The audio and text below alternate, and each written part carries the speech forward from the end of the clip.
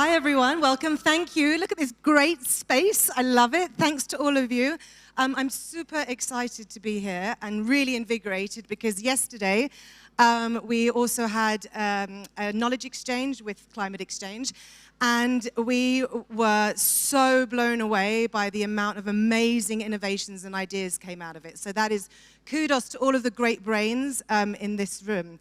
And what I also want to say is, Mark, thank you for teeing me up to say about courage, because we are a call to arms. There's lots of call to arms today, I believe, about rewriting climate journalism. And to do that takes quite a lot of courage, and it takes quite a lot of collaboration. And so where I'm from is from Climate Exchange, and Climate Exchange is really trying to shake up the media ecosystem through climate journalism. And so we have a few sort of radical ways of looking at this, but I just wanted to share a little bit of how I wound up here. So I'm not traditionally a journalist. I come from an advertising and communication space. So I worked in that industry for about 25 years. And you probably all know that the advertising industry has gone through some crazy changes. It's almost gone extinct from how I remember it. And so I was there one day talking to a friend, and I was really moaning about, why isn't media doing something about climate? Why aren't we harnessing the reach that all journalists have? Why aren't we using the skills of what brands know and what brands have used for years? And then I think maybe Google was listening to me, because the next day a job advertisement came up, and it was for Climate Exchange. So I was like, okay, and I called the co-founders, and they are very brave. They are two brave gentlemen who set up something called SULI, which is the overarching organization. And Climate Exchange is the first initiative which focuses on climate solutions in climate reporting. And so what we're really proposing is, yes, you know the industry is in disarray, you know that there's lots of shake-ups, but there's also a problem with how climate's being reported within it. So it's all about doom, gloom, fear, disaster, and there's disconnects. And I think you heard from Khalil about audience. Our audience needs really being reflected in that reporting. Are people disconnecting for a very specific reason, that there's a lot going on in their lives, and climate is another very disturbing thing that maybe they can't just get their heads around in the way that we're talking about it. And so what we're doing in our call to arms is basically, this came out from the IPCC, is that media shapes the discourse. So all of you in this room, you know it, you have the power to change the conversation around climate. And so what does that actually mean? How do we view it? We view it that there's a shift. We've mentioned the move away from legacy media, moving away from these negative echo chambers and moving towards something where we're coining it as cultural currency. So how do you build value in products? How do you build value in services?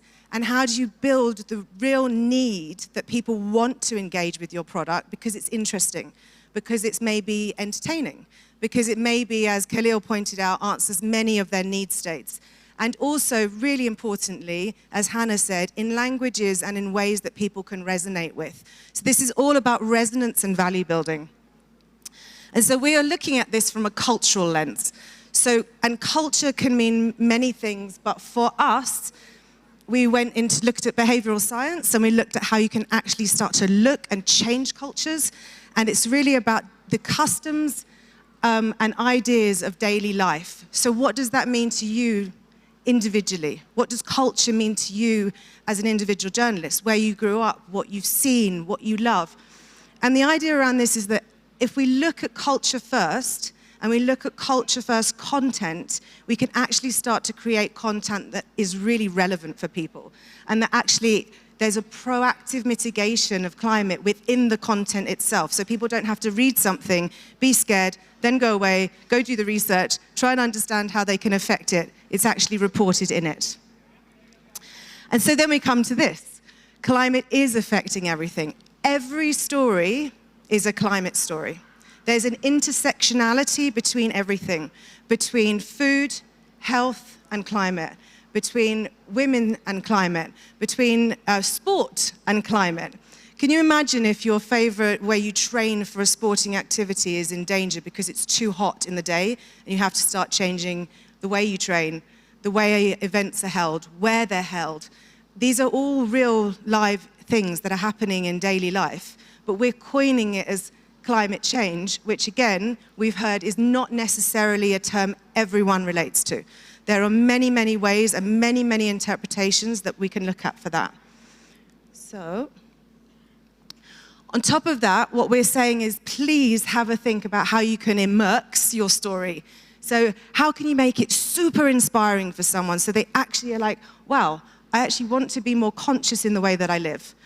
They make it memorable, so maybe they go away and they say, oh, okay, I've read something, but and then it triggers another thought, and then another thought, and then another thought. How do you empower people so that they can actually go and do something about what they've read? The critical thing that you've heard as a common theme is the relatability. Obviously, credibility as journalists and what you stand for is that, and that will rebuild the trust in the stories that we tell. And hopefully then that leads to shareability. And not necessarily clicks and likes, but shareability of solutions and understanding. And so I'm just gonna sort of close out with 9 tips that we've got. I'm not gonna go through all of them, but they all come back to the fact of culture first, really thinking about relatability, audience needs and insights, and harnessing all of those things to create stronger, more impactful stories.